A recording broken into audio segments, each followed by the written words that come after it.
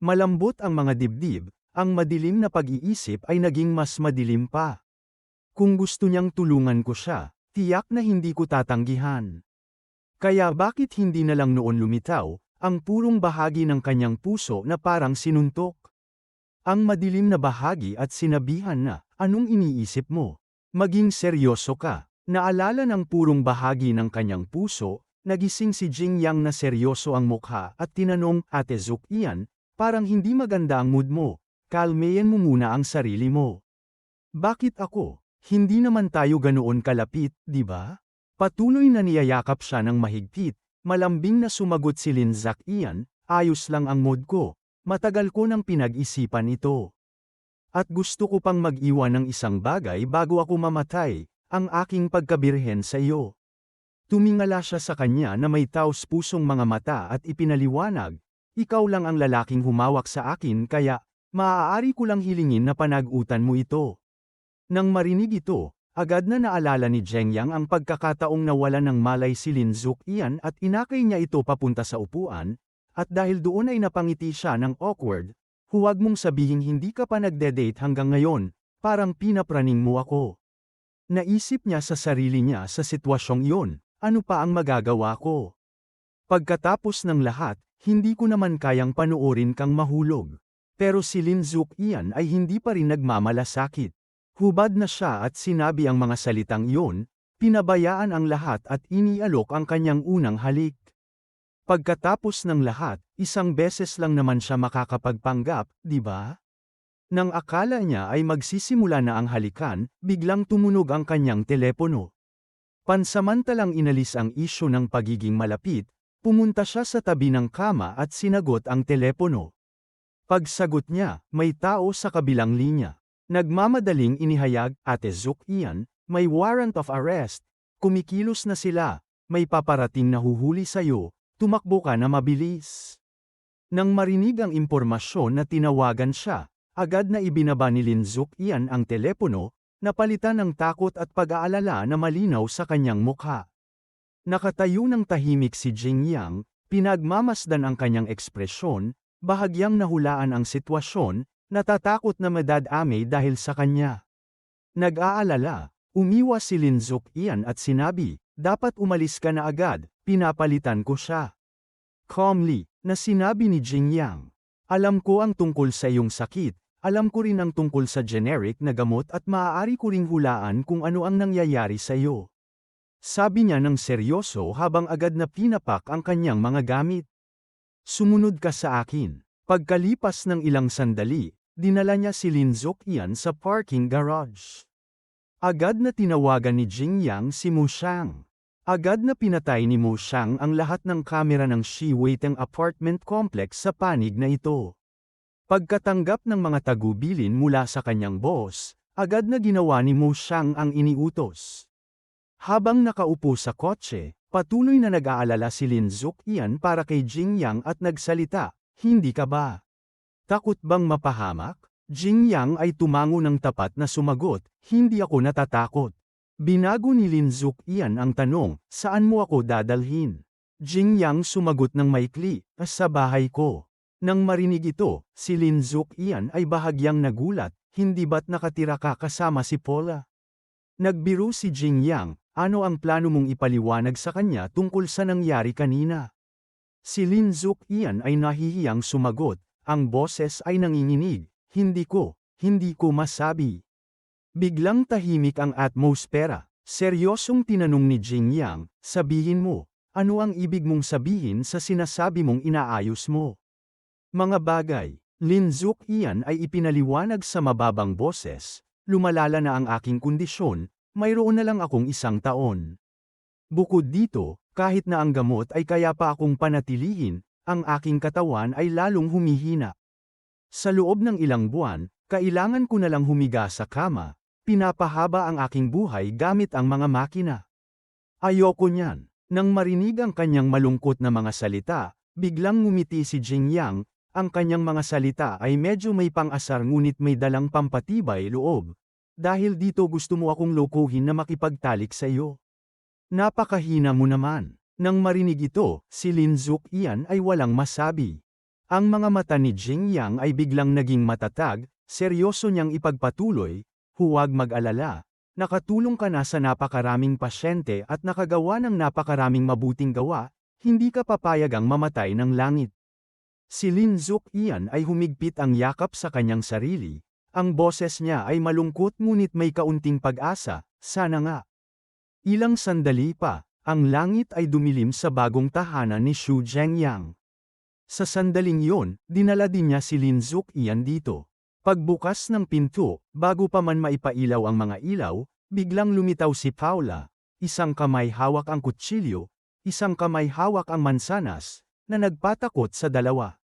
Nakaon ang ilaw kay Paula matapos malinaw na makita ang dalawa na medyo kainahinala. Jingyang, bakit kayong dalawa magkasama? Nang makita ang kutsilyo sa kanyang kamay, medyo natakot si Jingyang at sinabi, ilagay mo muna ang kutsilyo, sasabihin ko sa iyo ang lahat. Lumapit siya at niyakap siya, sinabi niya ng malumanay, siguro narinig mo na ito, di ba? Sa internet, may isang mabait na tao na nagdadala ng gamot para sa mga pasyente, nagligtas ng libu-libong pasyente. Nang marinig ang tungkol sa misteryosong tao sa mga salita ni Jingyang, agad na naging sabik si Paula, ang kanyang mga mata. Ipinapakita ang paghanga, syempre alam ko na ang gamot na dinala niya mula sa ibang bansa ay nakapagligtas ng napakaraming buhay. Ngayon lahat online ay nagsasabi na siya ay isang napakabuting tao, at binigyan pa siya ng pangalang Magical Girl. Nang makita ang positibong reaksyon mula sa kanya, si Jingyang ay lumingon kay Lin Zuqian. At pagkatapos, ay sinabi ng mahiwaga kay Paula, well, ito ang Magical Girl na may hawak na mansanas sa kanyang kamay. Idinagdag niya, huwag mag-alinlangan, hintayin mo at makikita mo, malalaman din ang balita. Nang kumagat siya sa mansanas, kumunat ang kanyang noo at nagpatuloy, ngayon, ang mga tao sa itaas ay nagpapadala ng mga tao para arestuhin siya, malamang na magkakaroon ng citywide manhunt sa lalong madaling panahon. Nang marinig ito ni Paula, hindi siya nag-alinlangan, nagmadali pa siya kay Jingyang na may pag-aalala, bakit ka nandyan lang? Mag-isip ka ng solusyon, pero kalmado pa rin si Jingyang, anong magagawa natin? Mamamatay na rin siya sa huli. Nang marinig ito, lalo pang nagalit si Paula, kailangan mo talagang mag-isip ng mas magandang solusyon. Parang nalimutan na ang kanyang presensya, si Lin Zuqian ay umubo ng bahagya at pagkatapos ay magalang na nagsalita sa darating na panahon. Kailangan ko lang manatili dito upang maiwasan ang bagyo, pinapahirapan ko kayong dalawa.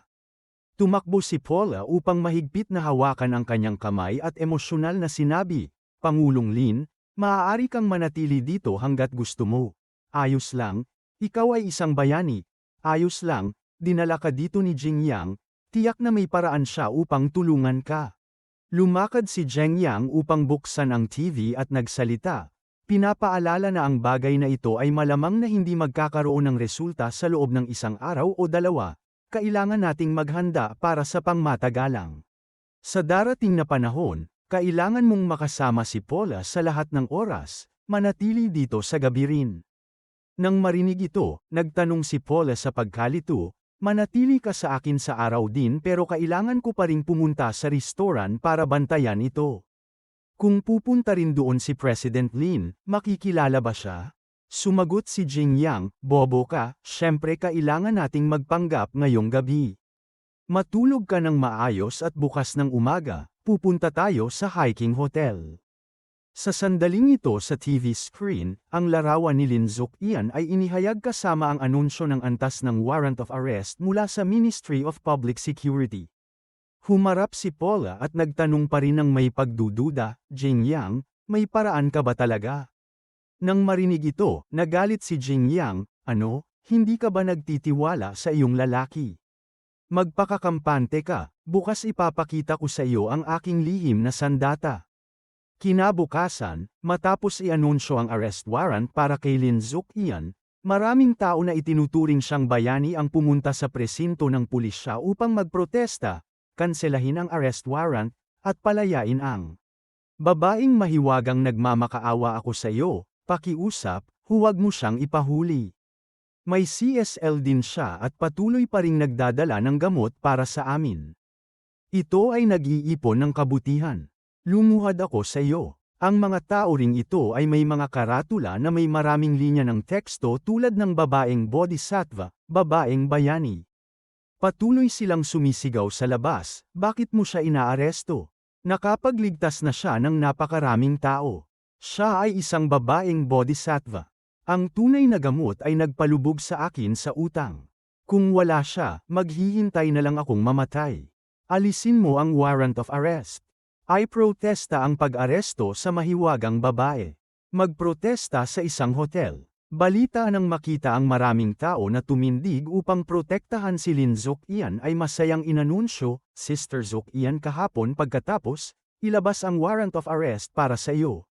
Ngayon maraming pasyente ang tumindig upang magreklamo para sa iyo. Lahat sila ay nagsasabi na ikaw ay isang babaeng bodhisattva na nagel iligtas sa mga tao mula sa pagdurusa, mga magulang na muling isinilang. Si Lin Zokian sa mga sandaling iyon, ay nagbihis bilang ibang tao at mapagpakumbabang sumagot, hindi, ginagawa ko lang ang dapat kong gawin. Ang tawagin akong isang babaeng bodhisattva ay labis na paghawak sa kanyang kamay, sinubukan ni Paula na kumbinsihin. Hindi, ikaw ay isang diyosa, isang babaeng bodhisattva, isang tagapagligtas. Kung hindi dahil sa iyo, hindi ko alam kung ilang tao ang magdurusa sa sakit na ito, namumuhay ng isang buhay na mas masahol pa sa kamatayan. Hindi nakakalimutang purihin si Yuyo, lumingon si Paula at ngumiti sa kanya. At si Yuyo ay talagang magaling, hindi ko inasahan na marunong kang magpanggap ng mga tao ng ganon kahusay, hindi ko na alam kung alin ang totoo at alin ang pekeng. Bakit ka ba? Bakit ka ba? Kinamot niya ang kanyang ulo, ngumiti ng awkward, hindi naglakas loob na kunin ang kredito para sa sarili niya, lahat ito ay dahil kay Mr. Shu. Kung hindi dahil sa kanya, hindi ko matutunan ang teknik na ito. Si Paula ay tumayo na may mga kamay sa kanyang balakang, masiglang nagsabi, sa iyong mga kasanayan, sapat na ito para matulungan si Sister Zokian na makaiwas sa mga warrant of arrest sa hinaharap, kakain tayo ng hot pot at kakanta ng mga kanta. Pinahina ang kanyang kasiyahan, sinabi ni Zheng Yang sa malalim na boses, hindi ito ganoon kadali, masyado mo akong pinapalaki. Lumingon siya at tinukso siya ng pulang mga mata. Galit na sinaway ni Paula, maaari ka bang magsalita ng maganda? Kailangan mo kaming bigyan ng higit pang tiwala sa oras na ito. Itinaas ang kanyang telepono para makita niya, seryosong sumagot si Zheng Yang, sinasabi mo bang wala akong tiwala? Natatakot lang ako sa gulo. Tingnan mo, may negosyo na hindi pa nakakaranas ng mundo na humihingi ng pang-aabuso. Maingat na tiningnan ni Paula ang screen ng telepono, tahimik siya sandali, pagkatapos ay nagalit at sumigaw, ang mga taong iyon ay sobrang nakakadiri. Ngayon, papatayin ko sila. Gumagawa na sila ng pekeng gamot, saan nila nakuha ang lakas ng loob na pilitin ang gobyerno na parusahan ng mabigat si Sister Zokian.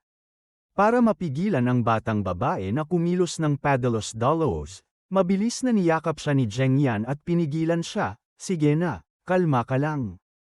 Habang hinahaplos ang kanyang ulo upang kalmayan siya, sinabi niya ng nakakaaliw, huwag mag-alala, hindi magiging problema itong jumping clown na ito.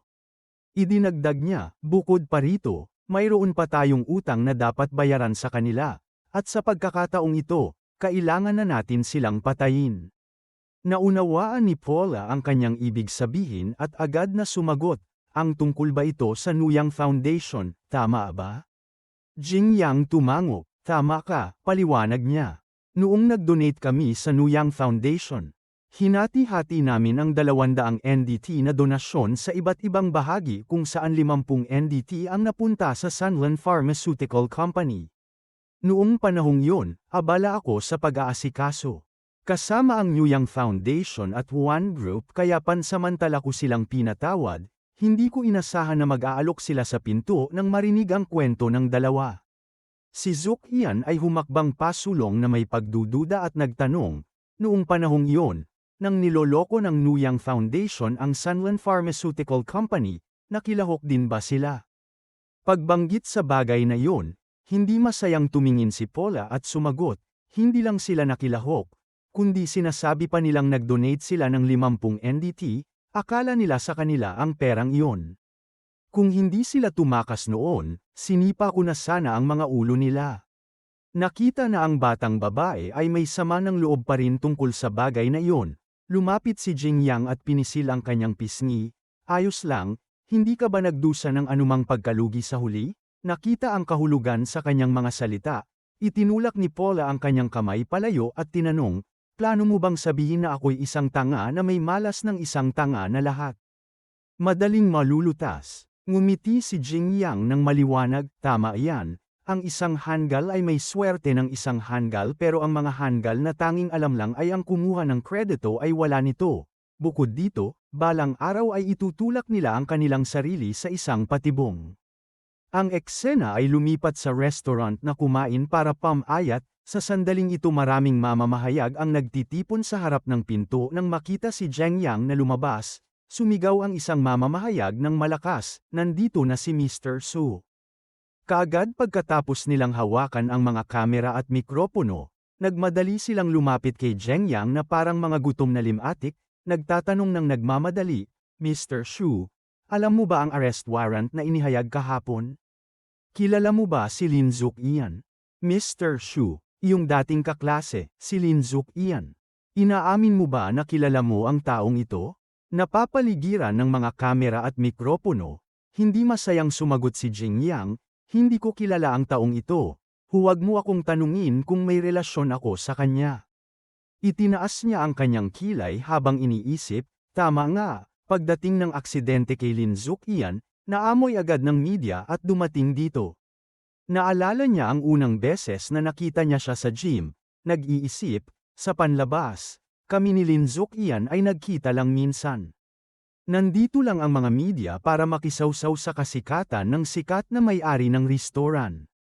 Sa mga sandaling iyon, isang babaeng mamamahayag ang naglabas ng isang video.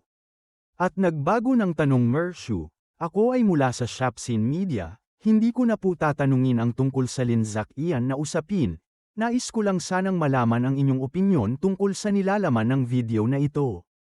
Kaagad pagkatapos ipalabas ang video, isang batang babae ang nahagip ng kotse ni Jack sa isang madilim na eskinita. Isang taong kahawig ni Jingyang ang lumapit sa batang babae, na may takot na ekspresyon bago pa man maabot ng kamay ng taong iyon ang batang babae. Sa kanyang mga mata na puno ng luha, ang taong iyon ay may masamang anyo. Ang mukha ay nakangiti sa kanya, wala siyang magawa kundi humagulgol ng huwag. Si Jingyang, nang makita ang bahaging ito, hindi mapigil ang magulat, ang kanyang mga mata ay kumurap, ngunit sinubukan pa rin niyang panuorin ang lahat. Sa mga sandaling iyon, ang tunog na lumabas ay tunog ng mga palo at ang mga sigaw ng babae na nagmamakaawa na huwag na siyang saktan. Matapos mapanood ang video, si Jingyang ay nanatiling kalmado at tinanong, saan mo nakuha ang video na ito? Ang reporter mula sa Shapin Media ay sumagot, ito ay isang video na napost sa Ku platform hindi matagal na ang nakalipas.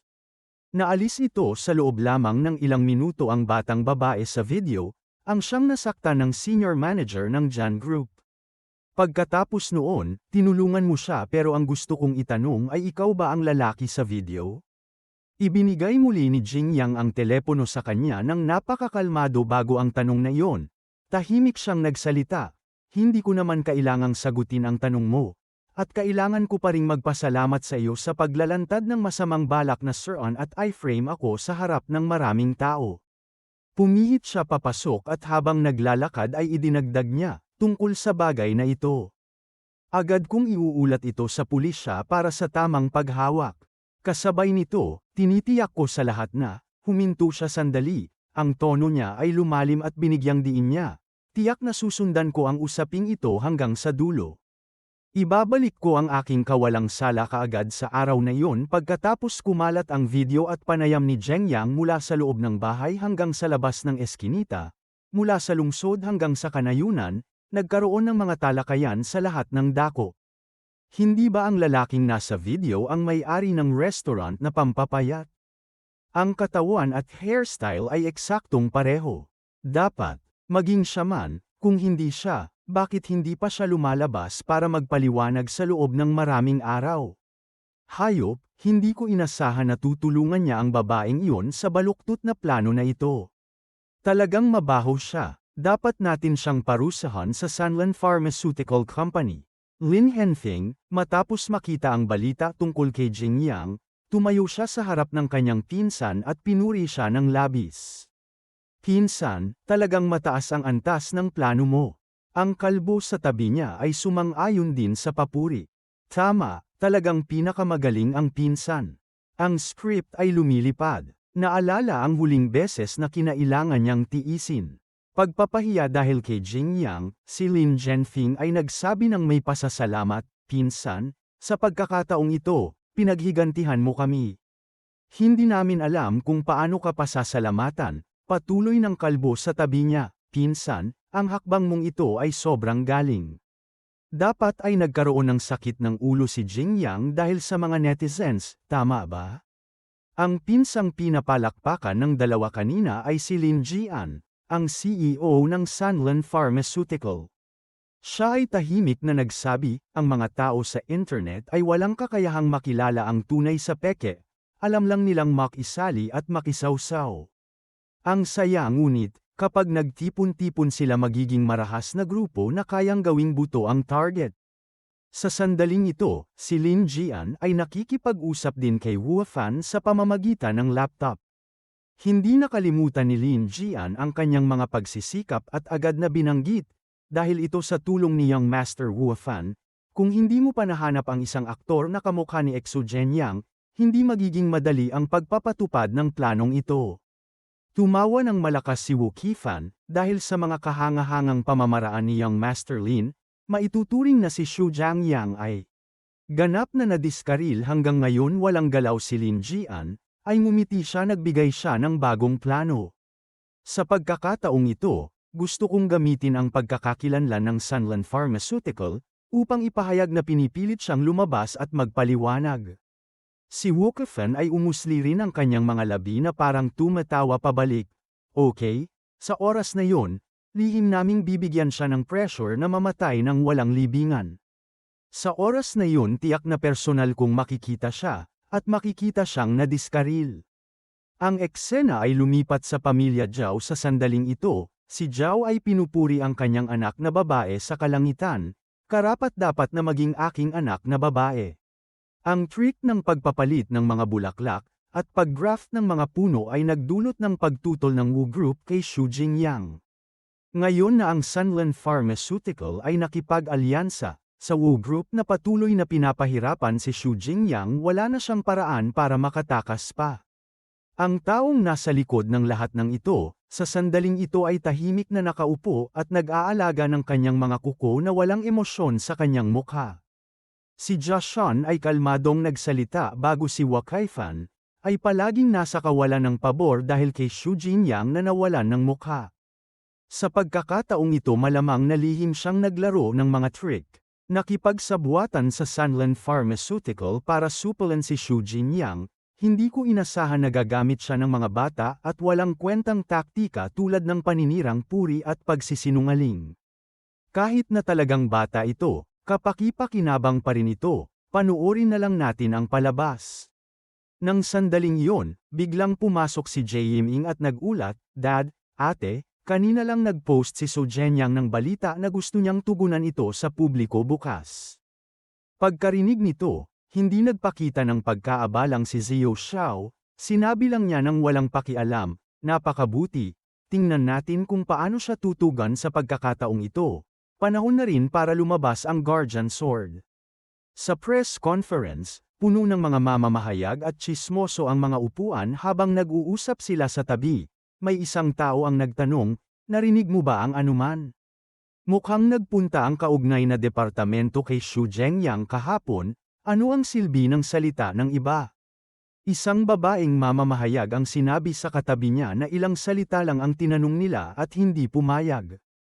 Hayaan si Jingyang na pumunta sa istasyon ng pulisya sa isang sulok.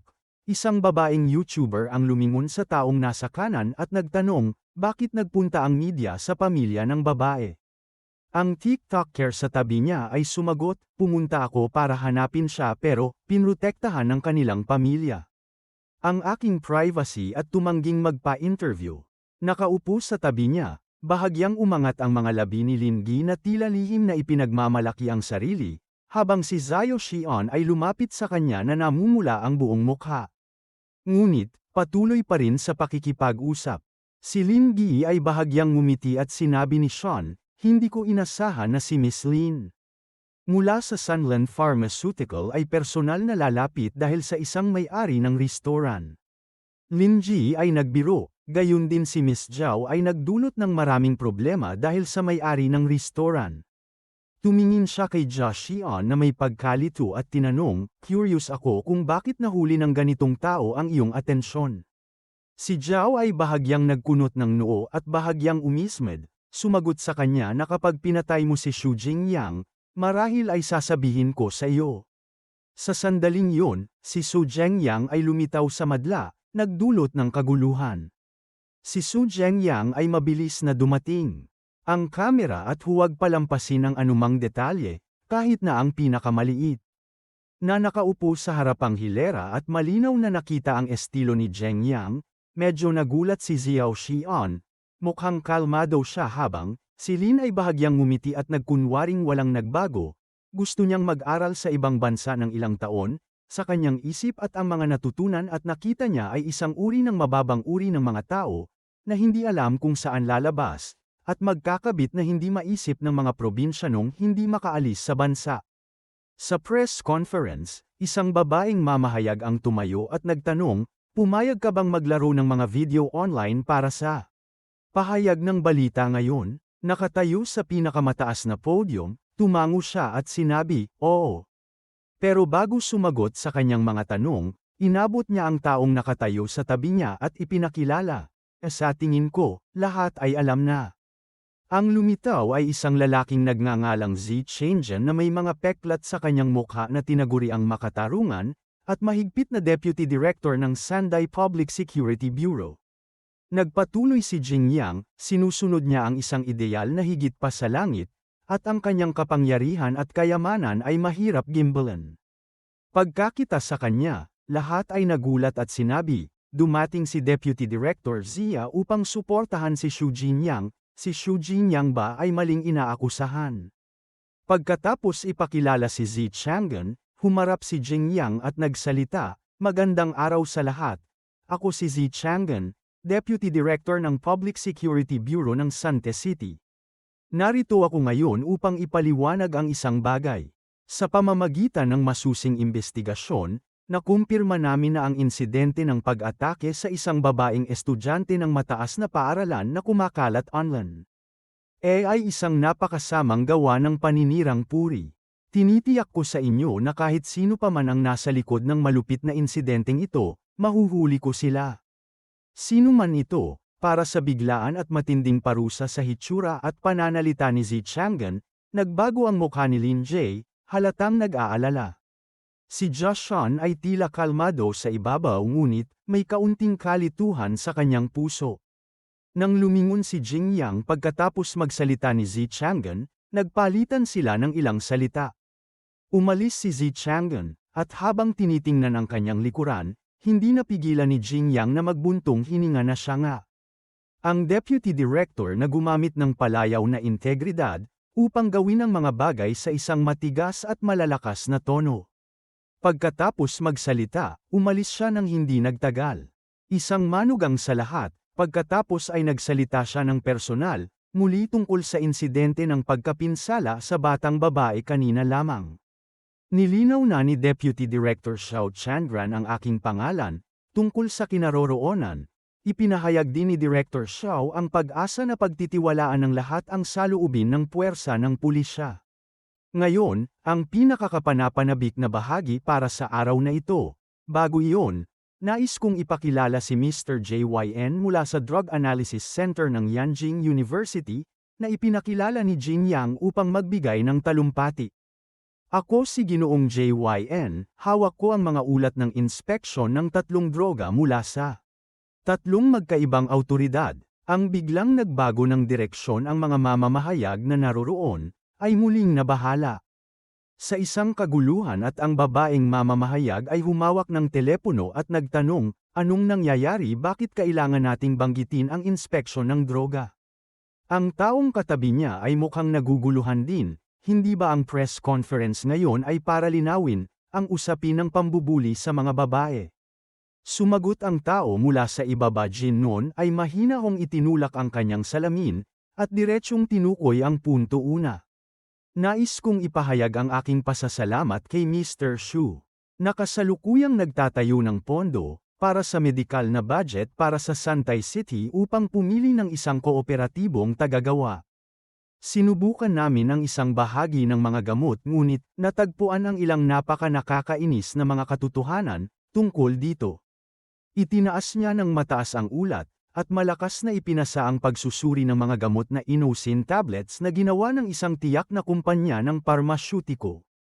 Ito ay isang kemikal na gamot na ginagamit upang makatulong sa paggamot ng talamak na hepatitis na dapat ay naglalaman ng 0.2 mg ng aktibong sangkap. Ngunit pagkatapos ng aktwal na pagsusuri, ang aktibong sangkap ay 0.03 mg lamang. Ang anti-allergy antidote na ginawa ng kumpanyang parmasyutiko na ito, ay dapat magkaroon ng 11 uri ng tradisyonal na medisina ng China. Ngunit sa katotohanan ay 4 na uri lamang. Kasabay nito, si Zhao Xian at Lim Ji ay tumingin sa mga lalaking nagsasalita. Nagulat sila nang marinig na sina Su Zhengyang at Jin Nan ay magbubunyag ng mga pekeng gamot. Ang mga mamamahayag at gossip team na Blay ay medyo nagulat din nang marinig ang balitang ito. Hindi makapaghintay na malaman ang sagot kung aling kumpanya ng parmasya ang maaaring pangalanan. Si Dr. J.N. na may atensyon ng publiko sa isyong ito, si Lin Gi ay nagsimulang makaramdam ng takot na nais nilang alisin ang gamot ng Sanlan. Paano sila nakabalik dito? Matapos tapusin ni Dr. J.Y.N. ang kanyang presentasyon, si Zheng Yang ay tumayo sa tabi niya at sumagot, ang kumpanyang parmasya na ito ay lihim na bumili ng autopsy report ng 7 pagkamatay, dahil sa pagdodroga ng mga nakal-alasong sangkap sa gamot sa mataas na presyo. Ngayon ay nahanap na namin ang autopsy report at ibinigay ito sa kaukulang departamento. Nang ituro niya, si Lin Gi ay nakaupo at malakas na nagsalita, ang climax ay naabot na. Maaari ko nang sabihin sa lahat ang tungkol sa mga kumpanya ng parmasya, ito ay tinatawag na Sanlan Pharmaceutical Company. Nang marinig ang mga salitang ito, hindi makapagpigil si Lin Ji at sumigaw, nagsisinungaling ka ba? Sa sandaling nabanggit ang pangalan ng Sanlan, pinalibutan siya ng mga mamamahayag at tinanong si Mr. Lin kung totoo ang sinabi niya. Mr. Lin, may namatay ba talaga dahil sa gamot mo? Mr. Lin, tinakpan mo ba talaga ang ulat ng autopsy? Sa ilalim ng pag-atake ng mga mamamahayag, tuluyan nang nawala ang kapanatagan ni Lin Ji at tumakbo. Lumabas sa takot tulad ng isang aso na patuloy na sumisigaw, lumabas ka kung magsasalita ka ulit, kasuhan kita ng paninirang puri. Kahit gaano pa ito kaplano, mas mabuti pa ring umupo ng tahimik at mag-isip si Xiao Xiao, akala niya ang planong ito ay makakapag-akit sa mga gwardya na lumapit at kayang lutisin ni Jingyang ito sa kanyang sarili, pero sa pagkakataong ito, idineklara niya ang digmaan laban sa Sanlan Pharmaceutical. Tiyak na mahuhuli niya ang utak sa likod ng lahat at pababayaan ang mga taong iyon na lumabas sa entablado. Natatakot ako na kahit ang Guardian Sword ay hindi makakaprotekta kay Jingyang.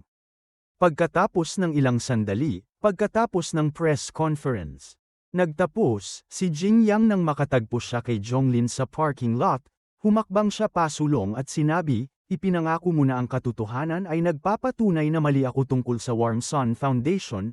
Noong nakaraan ay talagang nag-embezzle ako ng malaking halaga ng donasyon at ang problema ay napakalubha. Nagtanong si Jingyang nang naguguluhan, kaya pinigilan mo ako dito para humingi ng tawad sa akin. Sumagot si Zhonglin ng mahinahon, oo, pero narito ako para kumbinsihin ka dahil nagdulot ka ng labis na gulo. Sa pagkakataong ito na direktang may kaugnayan sa sistema ng pamamahala ng droga ng Sanlan, walang sinuman ang nagbago.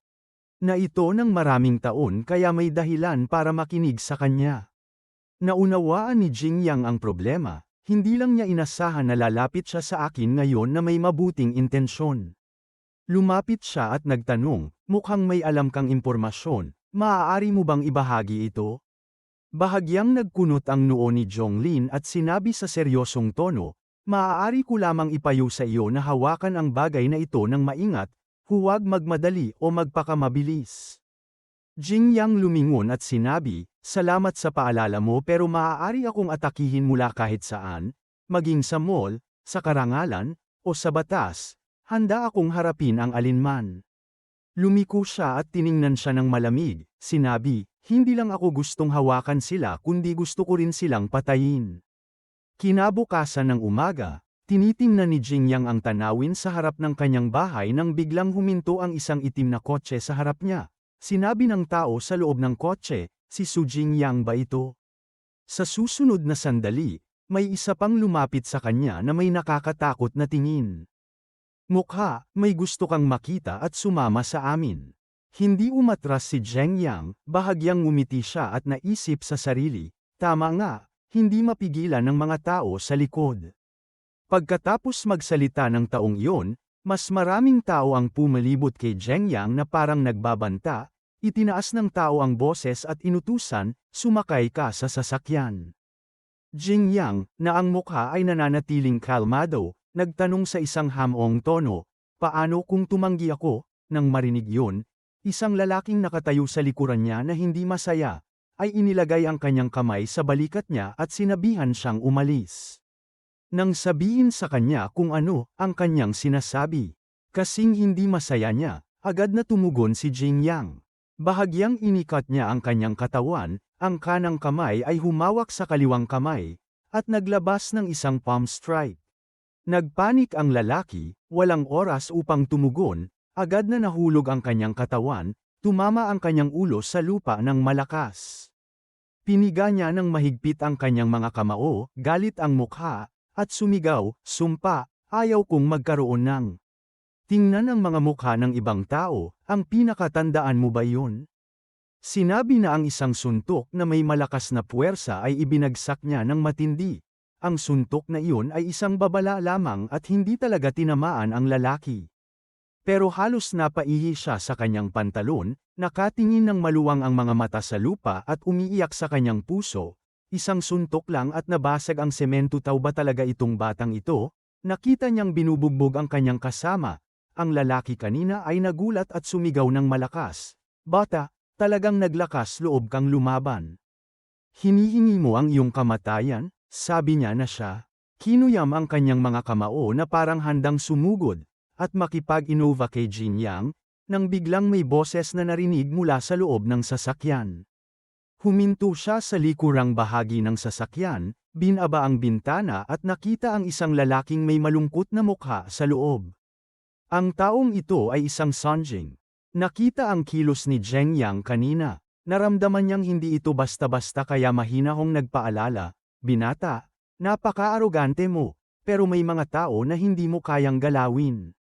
Bago pa man ang mga salitang tila payo ngunit puno ng banta, pinakawalan ni Jingyang ang tulisan at kalmado niyang sinagot, ibabalik ko ang pangungusap na ito sa iyo. Bahagyang nagkunot ang noo ni Jingyang sa kanyang isipan, iniisip niya, ang Deputy Director ng City Pharmaceutical Administration Bureau, ang Chief Inspector ng Pharmaceutical Safety ay nagpakita ng kanilang mukha, tila komplikado ang bagay na ito. Pagkakakilanlan paano niya nalaman ang pangalan ko habang iniisip niya ito? Lalo pang nag-ingat si Amy Song sa kanyang puso na alam kung sino ako, at patuloy na naglakas loob na makipag-usap ng ganoon. Talagang hindi niya ako pinapansin, malinaw na gusto niyang labanan ako, habang umaalis ang kotse, may isang bagay sa kotse na patuloy na nagdududa, ang batang lalaking ito, maaari bang talagang may kapangyarihan siyang labanan ako? Ang kanyang matibay na mga mata ay tumingin sa kanyang kotse habang ito'y nawawala. Si Jingyang sa kanyang puso ay tila nagsimulang magbilang ng isang bagay, isang sandali mamaya, nakaupo sa kotse kasama si Yeong. Tumingin si Jingyang sa kanyang telepono nang may pag-iisip, habang nasasaksihan ang nangyari. Tinanong ni Yeong na may kaunting pag-aalala, Mr. Shu, okay ka lang ba? Bahagyang umiling si Jing Yang, ayos lang ako, isa lang akong walang kwentang tao. Nang marinig yun, lalo pang hindi makapaniwala si Yeong, iniisip, isang walang kwentang tao. Paano makakapag-drive ng ganitong marangyang kotse ang isang walang kwentang tao? Kung hindi mo pa ako sinabihan kanina, tatawag sana ako kay Mr. Chen Shane para humingi ng tulong. Ngayon, humarap kay Jen Yang, tinatawag niya si Mu Shang. Kanina, sinamantala ko ang kaguluhan para mag-install ng tracking device sa isa sa kanila. Kayo mismo ang kumilos at malapit na subaybayan ang usapin ng pamilyang Zhao, at iba pang pamilya. Pansamantalang, ipagpaliban ang ibang mga bagay kailangan nating labanan muna ang laban na ito. Si Mu Shang, nang marinig ang kanyang mga utos, ay tumango, naiintindihan ko, boss. Pagkatapos ibinaba ang telepono, muling nagpakita ng pag-iisip ang kanyang mukha habang sinabi kay Yeong, maliban sa media na nakontak ko ng maaga, ngayon wala ng media ang naglakas loob na ilabas ang usapin ng pekeng gamot. Mukhang tama si Jonglin, napakakomplikado ng usaping ito. Upang mapatalsik sila, kailangan nating maglaan ng ilang pagsisikap. Matapos umalis ang kotse, sa isang distansya, nagsalita si Yeong at nagtanong, Mr. Shu, saan tayo pupunta ngayon? Sumagot siya, ay padadala ko sa iyo ang lokasyon, sundan mo lang ito. Ang eksena ay lumipat sa isang parke sa lungsod. May isang lalaking tila naghihintay sa isang tao. Sandali lamang, may narinig na yapak. Lumapit si Zheng Yang sa lalaki at nagtanong, kamusta, tito, ako si Su Jingyang. Maari ko bang malaman kung bakit mo ako hinahanap? Biglang lumuhad ang lalaki sa harap niya at sinabi, Mr. Su, humihingi kami ng tawad sa iyo, ngunit may nais kaming linawin sa iyo. Sa harap ng sitwasyong ito, talagang hindi maintindihan ni Jing Yang kung ano ang nangyayari. Nagtanong siya, suspiciously, anong ginagawa mo?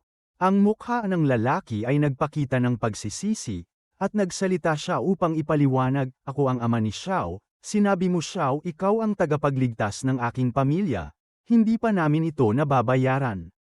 Ngunit, nangyari ang tungkol sa pekeng video. Natatakot kami na maghihiganti sila. Kung hindi ko sasabihin ang katotohanan sa mga pulis. Nang marinig ito, bahagyang nagulat si Jing Yang. Hindi niya siya sinisi kundi tinulungan pa ang ama ni Xiao na maupo sa upuan. Dahan-dahan niyang ikinwento ang sitwasyon, bago may lumapit sa amin at sinabi kay Xiao na kumilos para sa kanila. Hindi ako pumayag, tinaga nila ako ng ilang beses gamit ang kutsilyo. Dahil sa akin, pumayag si Xiao sa kanila. Iniisip ni Jing Yang sa sarili, tiyak na halos ganito ang iniisip ko. Hindi lamang siya hindi nagalit kundi nagtanong pa siya ng may pag-aalala, Xiao, hindi ba siya binubuli? Bago ang kanyang kabaitan, taos-pusong sumagot ang ama ni Xiao, hindi, ilang beses lang pinagsasampal si Xiao pero lihim na naitala ng aking anak ang lahat bago namin nalaman.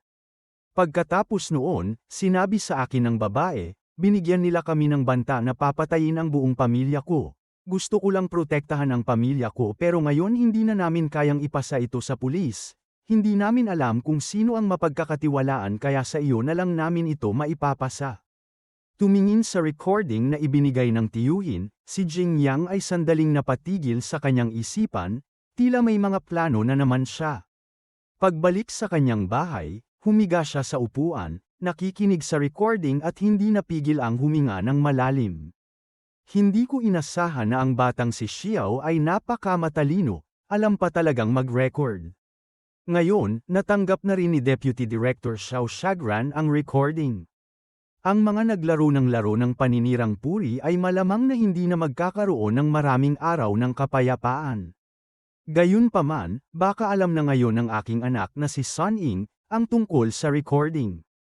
Kung ayaw nilang maghintay at magmukmak para sa kamatayan, baka naghahanda na sila na kumilos laban sa atin.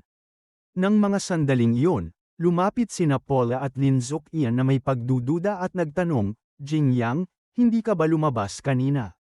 Nandito ka na? Umupo siya at sumagot, natapos ko na ang mga gawain kaya umuwi ako.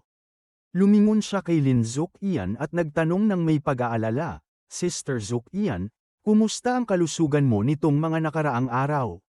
Masayang sumagot si Lin Zukian, dahil sa iyong pagpapala, nag-take din ako ng gamot sa tamang oras, pansamantala ay wala namang problema. Kasabay ng pagbukas ng pinto, pumasok si Yeong upang ipahayag, Mr. Shu, inayos ko na ang pananatili ng pamilya ni Shayo sa hiking hotel, sa maikling panahon ay dapat silang ligtas. Masayang pinuri ni Jing Yang, magaling, nagtrabaho ka ng mabuti. Biglang lumiwanag ang mga mata ni Paula, Ate Zukian, tulungan mo akong hulihin si Lin Zukian. Agad na umikot si Zukian sa likod at hinawakan si Yeong. Nagtaka siya, hindi alam kung ano ang nangyayari. Bahagyang ngumiti si Paula, hinawakan ang kanyang mga kamay at sinabi, matagal na akong curious kung talagang malaki ang mga dibdib ni Yeong, ngayon kailangan kong suriin. Pinagpapaangkinan ni Paula, hindi nakatiis si Yeong, namula at umuungol na lamang siya. Si Lin Zukian ay sumang-ayon din, sumuko na siya sa pakikipaglaban at hinayaan si Paula na gawin ang gusto niya. Sa ganitong estado, walang makakapaghiwalay sa kanya.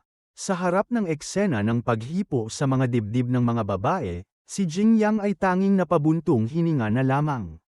Makalipas ang ilang sandali, si Yeong, na namumula ang mga pisngi, ay nakahiga sa sahig na humihingal.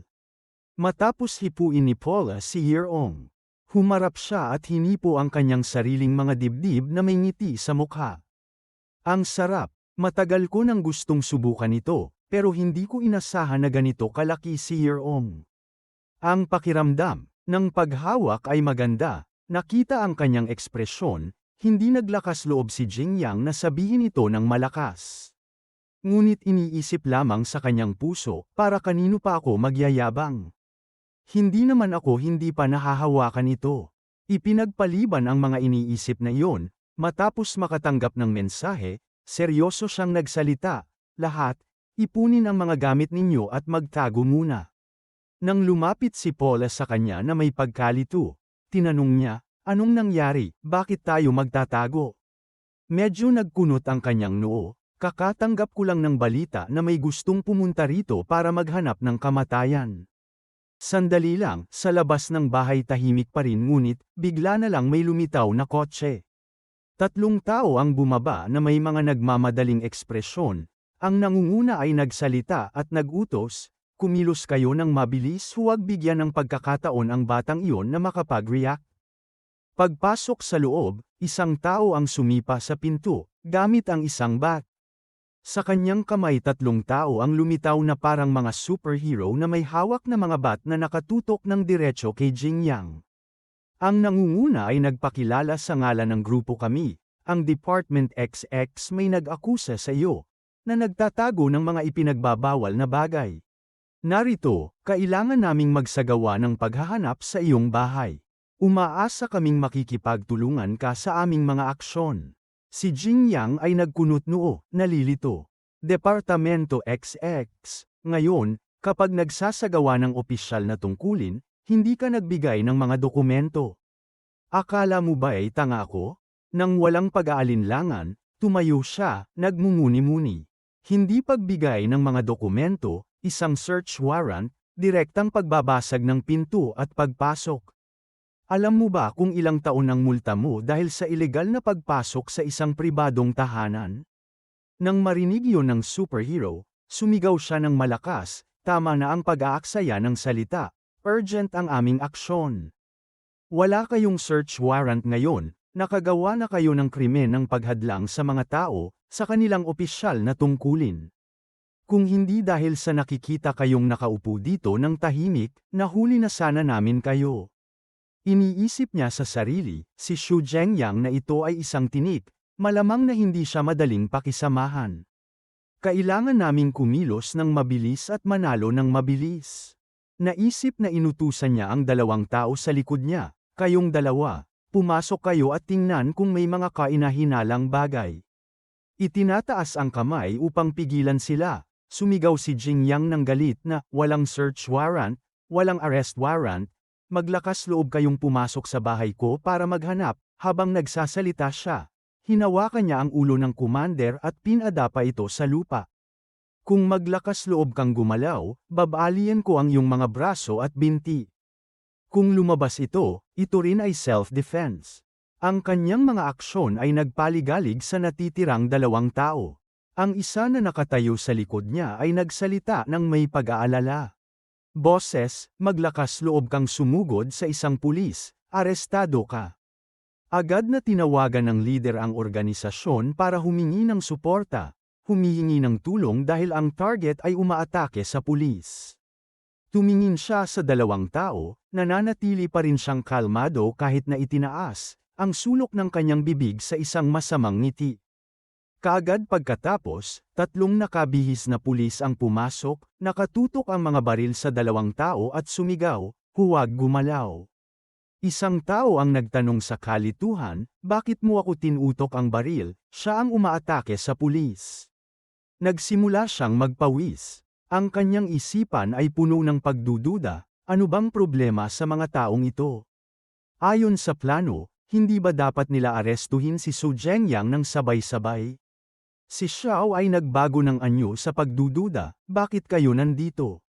Itinaas niya ang kanyang kilay na nagtatanong. Kamakailan lang ay pinagsabihan si Ginoong Su, maaaring may kinalaman ba kayo sa bagay na ito? Ang dalawa, nang marinig iyon, ay natakot at mabilis na ipinaliwanag, Director Xiao, nakatanggap kami ng ulat na sinasabi na mayroon silang. Hindi natapos ang kanyang pangungusap, bigla siyang huminto at nag-isip, bakit nandito siya? Baka alam nila na pupunta kami ngayong gabi. Jing Yang ay lumapit sa tainga ni Xiao Chandran at bumulong, "Boss, para sa hirap ng aking trabaho, sa pagkakataong ito ang usapan ay tungkol kay Lin Zuqian." Bago pa man siya makapagsalita ng buo, nagkunot noo si Xiao Chandran at umiling, "Huwag mo nang isipin pa." Pagkatapos makitungo sa grupong iyon, umalis na rin si Xiao Chandran. Bago umalis, hindi niya nakalimutang paalalahanan, "Alam mo ang mga hangganan ko. Kung hindi dahil sa iyong mga kontribusyon, matagal na kitang inaresto. Kung gusto mong makaiwas sa parusa si Lin Zuqian, gumamit ka ng lehitimong paraan at mag-isip ng paraan." Napabuntong hininga si Zheng Yang, iniisip na tiyak na ang matuwid at walang pag-iimbot na personalidad ni Xiao ang nagpasya na hindi siya kikilos upang tulungan si Lin Zuqian. Nang sandaling iyon, nagmamadaling tinawag ni Paula si Jing Yang, "Katatapos lang nang himatay si Sister Zoxian, hindi ko alam." "Alam kung ano ang mali, lumapit ka rito agad."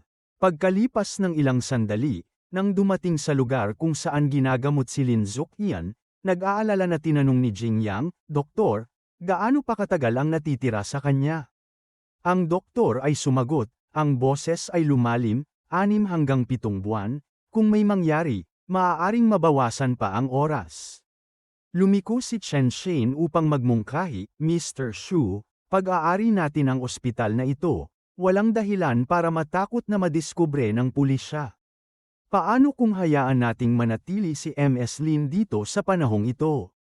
Nagtaka siya at sumagot, "Mukhang para mailigtas siya, kailangan pa nating." Mabilis na ayusin ang kanyang warrant of arrest. Tumingin siya sa screen ng telepono, ang kanyang mga mata ay nagpakita ng sorpresa kasama ang isang agarang ekspresyon. Lumingon siya sa dalawa at inutusan, "Kayo dito lang at alagaan si kapatid na si Yan Yerong, sumama kayo sa akin sa isang biyahe." Agad na sumakay ang dalawa sa sasakyan. Si Yerong, na nakita ang kanyang agarang ekspresyon, ay nagtanong, "Mr. Su, anong nangyayari sa iyo?" Sumagot siya, "Noong nakaraan, dahil sa mababang kalidad ng gamot ng Samlin Pharmaceutical Company, ilang pasyente ng CSL ang namatay. Nakuha na ni Jin noon ang kanilang mga autopsy report na nagsasabing ito." Ang saya ay kitang-kita sa kanyang mukha, "Kung mabilis nating mapapabagsak ang Sunland Pharmaceutical Company, baka magamit natin ito para maalis ang arrest warrant ni Sister Zoxian." Nang biglang tumunog ang telepono ni Yerong, "Hello Ja, anong nangyari?" "Nagtatrabaho ako ngayon, hindi ako makaalis. Pag-usapan natin ito mamaya." Nang marinig na may mahalagang bagay, lumingon si Jing Yang at sinabi, "Kung may mahalagang bagay, Ikaw na ang bahala doon, ihahatid kita muna.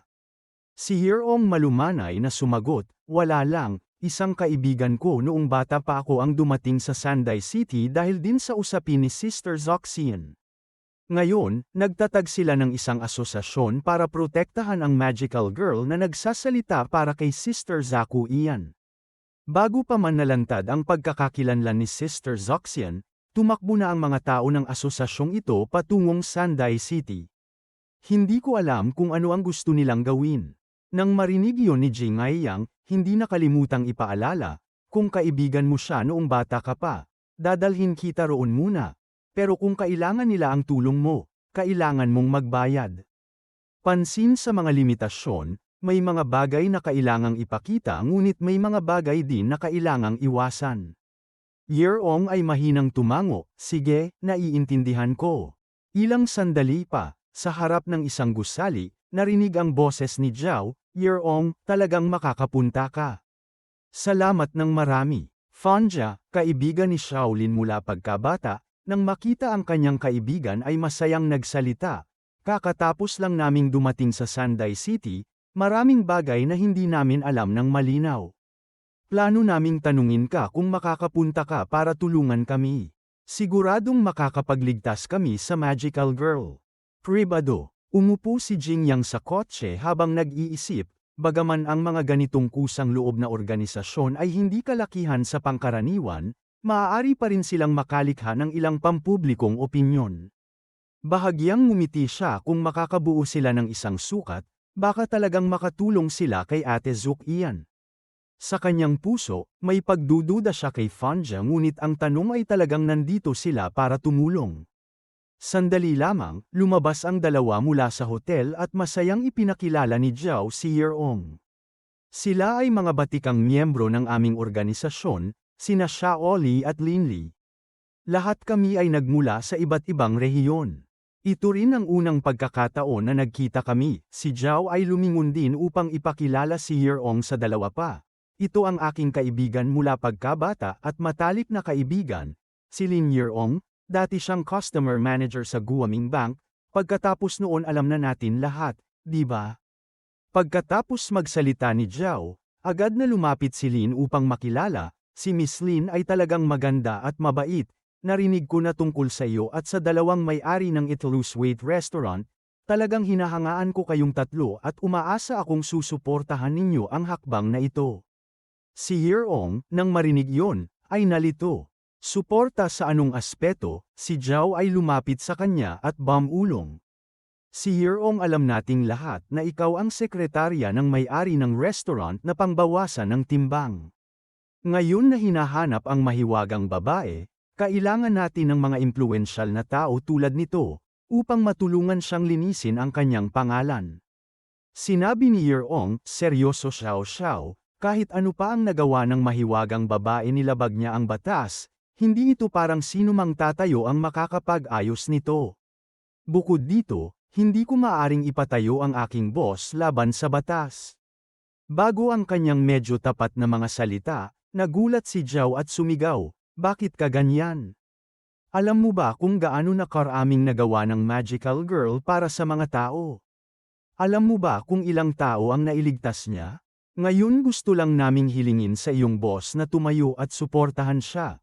Pero hindi mo pa magawa yun sa reaksyon mo. Piniga ni Yuren ang kanyang ulo habang nag-iisip, hindi naman ganito kabobo ang batang ito dati. Paano siya naging ganito pagkatapos lamang ng ilang taon? Lumiko siya at inalag ang kanyang kamay na sinasabi, hindi ito pag-uusapan. Kung hinahanap mo ako para dito, mas mabuti pang umalis ka na lang, hindi ko matutulungan. Nang makita ni Shaoli na tumanggi si Yeong, nag-alala siyang tumakbo kay Zhao. Ano ang gagawin natin ngayon nang walang suporta ng boss na yon?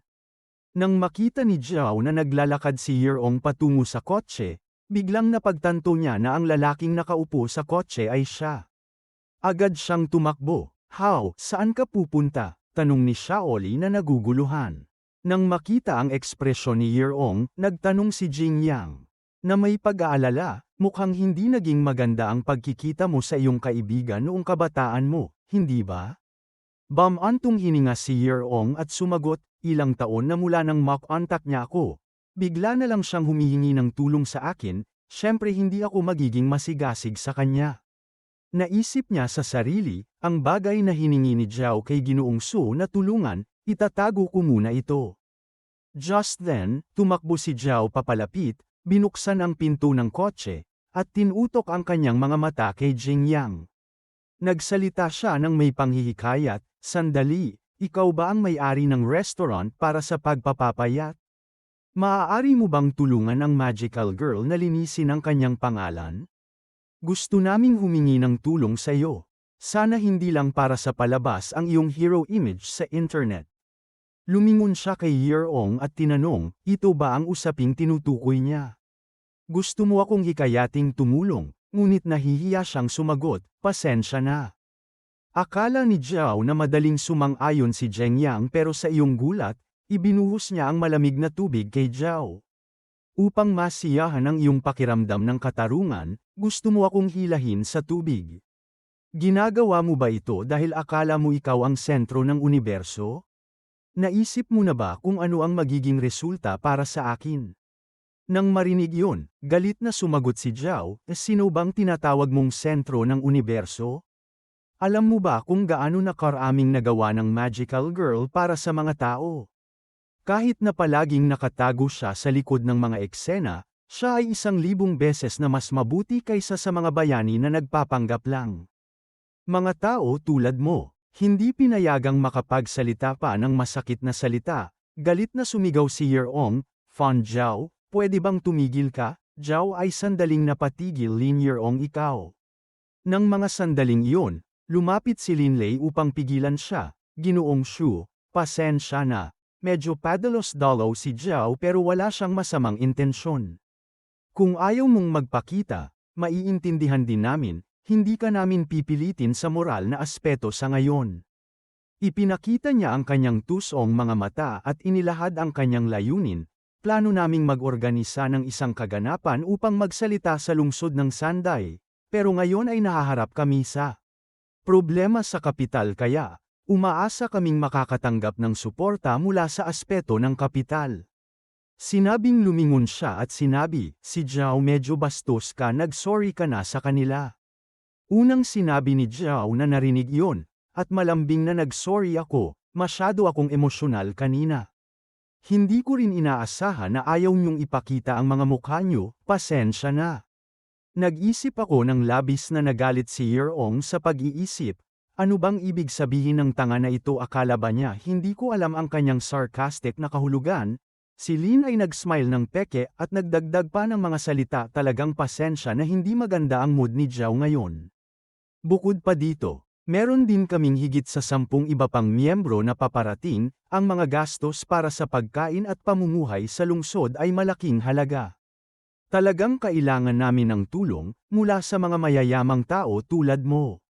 Nang marinig yun, si Jingyang ay walang masabi, si Yeong ay nag-aapoy sa galit, hindi pinansin ni Jingyang si Yeong at humarap sa kanya na sinabing, magpakita ka ng kaunting sinseridad. Kinuha niya ang isang 1 yuan na perang papel at ibinigay ito sa kanila. Sinabing, ito ay 1 yuan, ang sahod ko sa loob ng 1 taon, ibinibigay ko ito sa inyo. Nang makita ito ni Zhao, sinabi niyang masyado itong kaunti. Pero pagkatapos ng charity dinner, malinaw na nagbigay siya ng 200. Pinutol siya ni Yeong, hindi mo na kailangang isipin ang aking boss, ang ibig ko sabihin ay ang ibig niyang sabihin. Kung hindi siya nagsalita, hindi ko ibibigay ang pera. Galit na sinabi ni Zhao ng malakas. Yeong, ano ang ibig mong sabihin? Pati ikaw ba ay hindi sumusuporta sa amin? Si Lin ay nanatiling kalmado, hawak ang kanyang kamay, ayos lang, Zhao, may kanya-kanyang hirap ang mga tao, hindi mo na kailangang magbayad. Pansin sa kanyang mga salita, itinaas ni Yeong ang bintana ng kotse at malamig na sinabi, anuman ang sabihin mo, isipin mo na lang na ganoon. Walang silbi ang makipag-usap pa sa iyo. Pagkasabi nito, agad na umalis ang dalawa. Habang nakaupo sa kotse, hindi pa rin nakalimutan ni Yeong ang kanyang kaibigan at sumigaw pabalik, pinapaalala kay Fanji, mag-ingat ka. Tumingin kay Yeong na hawak ni Zhao sa kanyang kamay, sinabi ni Shaoli nang may pagkadismaya, ang halagang ito ay mas mababa pa sa aming inaasahan. Hindi nakamit ang kanyang layunin, nagalit si Zhao sa kanyang puso, sumpa, balak kong hilahin. Boss Shu na maging leader na magbigay ng kapital sa amin, hindi ko inasahan na siya ay ganoon kalupit. Mukhang lahat ng papuri sa kanya sa internet ay peke. Sa kabaligtaran ng mga ekspresyon ng dalawa, kinuha ni Linley ang pera mula sa kamay ni Zhao at ngumiti. Ang halagang ito ay medyo malaki rin, kahit papaano ay sapat na ito para makagawa kami ng maraming bagay. Mahigpit niyang hinawakan ang pera, ang kanyang mukha ay lumamig at sinabi, sinasabi ko nga, dahil ako ay walang silbi. Kung kasing yaman ko si Ginoo, gaano kaya kaganda iyon? Hindi alam na siya ay nag-aakto, nagsalita si Zhao. Pagtatanggol, huwag mong sabihing ang ganitong tao ay talagang nagpapanggap na moral, nahuhumaling ang aking mga kapatid sa kanya. Mas mabuti ka kaysa sa kanya.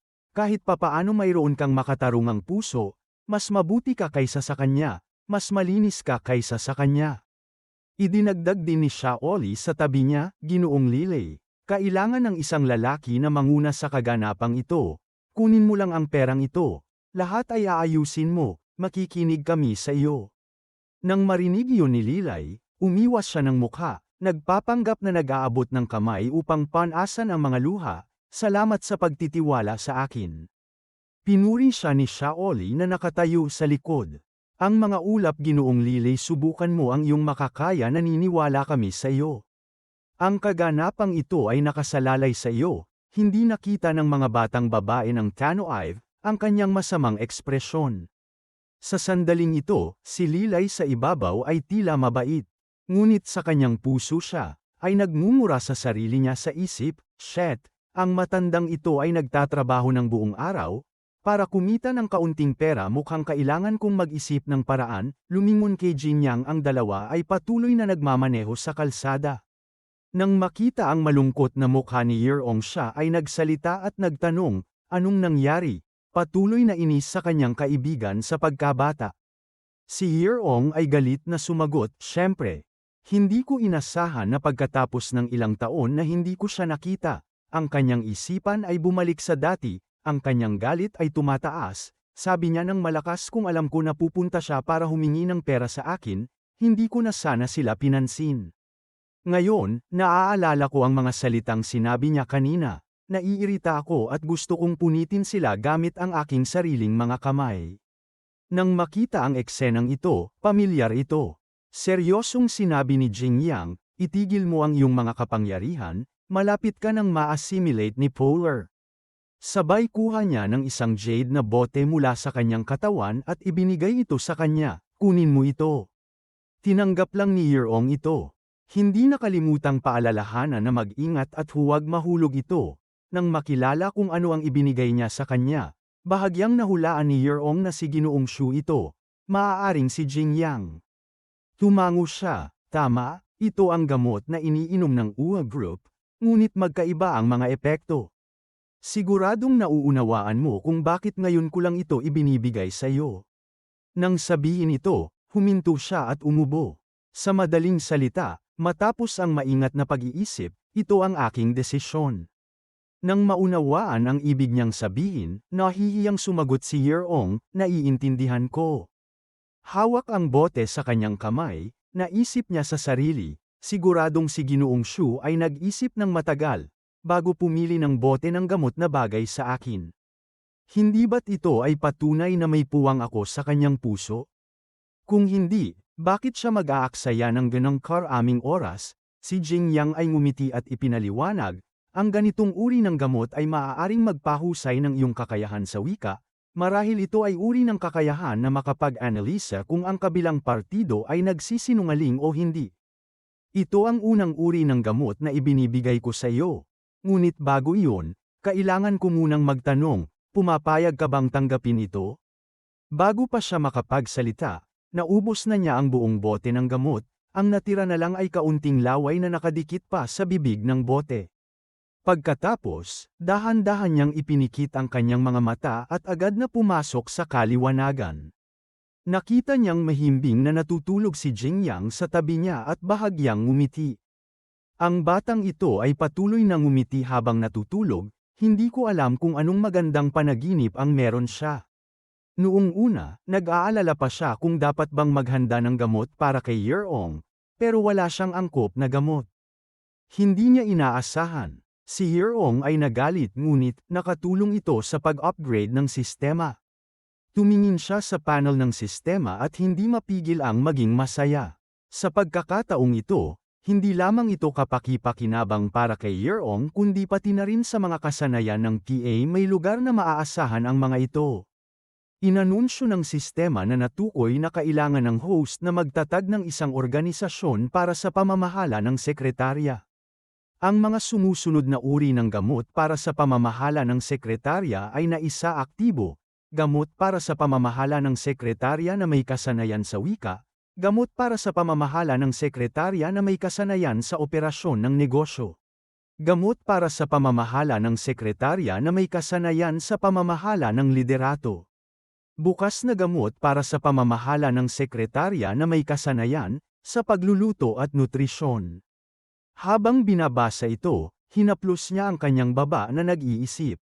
Angkop si Yeong at Paula sa may kasanayan sa pagluluto at nutrisyon. Ngunit pagdating sa operasyon ng negosyo at pamamahala ng liderato, tila wala pang angkop na talento. Bigla niyang naisip ang kanyang kaibigang si John Yu. O dapat ko bang ibigay ang dalawang uri ng gamot na ito sa taong yun? Mga iniisip ni John Yu patuloy na kamakaway ng kanyang mga kamay. Huwag mo akong hawakan, ayaw ko ng gamot. Ang pinakaayaw ko isipin ang kanyang reaksyon, ngumiti siya ng masama. Sa kabila nito, plano kong ipasa ang ilang kumpanya para siya ang mamahala nito. Mahalaga ito para mapabuti ang kanyang lakas. Sandali pagkatapos, huminto ang kotse dahan-daang binuksan ni Yeong ang kanyang mga mata. Ang kanyang tawag ay nagpagising sa kanya, paano ka nararamdaman? Masayang sumagot siya. Sobrang saya ko pero boss, masiglang nagmungkahi siya. Kailangan mo bang uminom ako ng isa pang bote ng kung fu medicine na paraan na makakaprotekta ako ni Mr. Xu Jingyang? Nakita ang kanyang reaksyon, tanging ngumiti lamang si Riley, nalululong ka kasi masyadong maganda, di ba? Seryoso, sabi niya, gawin mo ng maayos ang dapat mong gawin. Kung dumating ang panahon na kailangan mo akong protektahan, kailangan bang magbuo pa ng asosasyon ang mga tanga para harapin ako? Bahagyang tumingin siya sa kanya at nahihiyang nagtanong, pero paano kung makatagpo ako ng panganib? Pinakalma niya ang sarili sa kanyang puso, ang pagtatanong na ito ay hindi direktang paghingi ng pabor sa boss.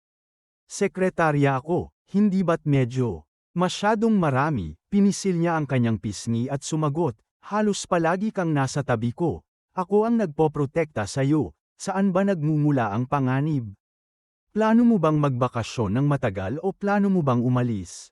Nang marinig yun, agad siyang tumanggi, hindi. Biglang naalala ang isang bagay, humarap siya sa kanya at tinanong, tama boss, nakahanap ako ng bahay, may ilang unit malapit sa bahay mo na walang nakatira. Ngumiti siya at sumagot, sige, bilhin mo na.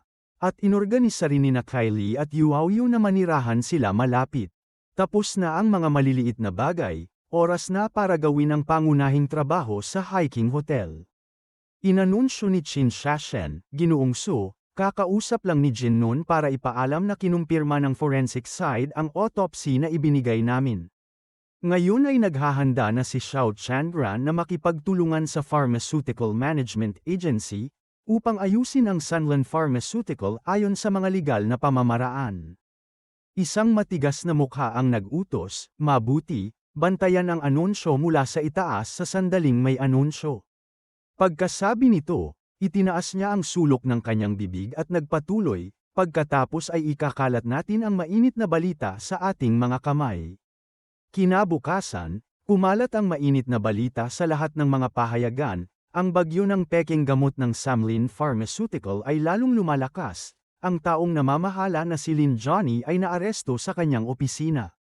Si Jingyang na nakaupo at nanunood ng balita ay hindi napigil ang humagulgol. Hindi ko inasahan na babagsak ang Samlin Pharmaceutical ng ganito kabilis. wala pang 2 araw at ang boss ay naaresto at nakulong laban sa kanyang relaxed na mood.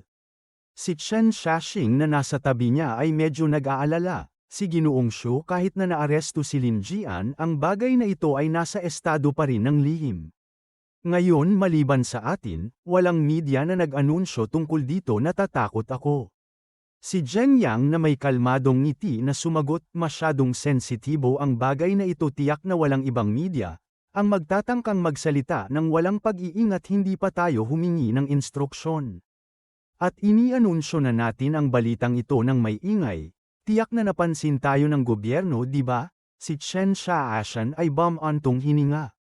Ang kanyang mukha'y nagmadilim habang patuloy na nagsasalita. Hindi ito ganoon kasimple dahil sa bagay na ito kami matinding pinagsabihan ng gobyerno. Iniisip ni Mo Xiang na ang pagharang sa mga bibig ng ibang media ay hindi na problema. Pinanatili ang kanyang katatagan. Tumayo si Zheng Yang at sinabi, sayang, gusto kong ilantad ang bagay na ito ngayon kahit na kaya nilang pigilan ito. Hindi na nila maibabalik. Gusto kong makita kung ano ang gagamitin ng deputy leader ng Pharmaceutical Management Agency para harapin ako. Habang naglalakad palabas, naisip niya sa sarili, bago ko imbestigahan si Sun Jing.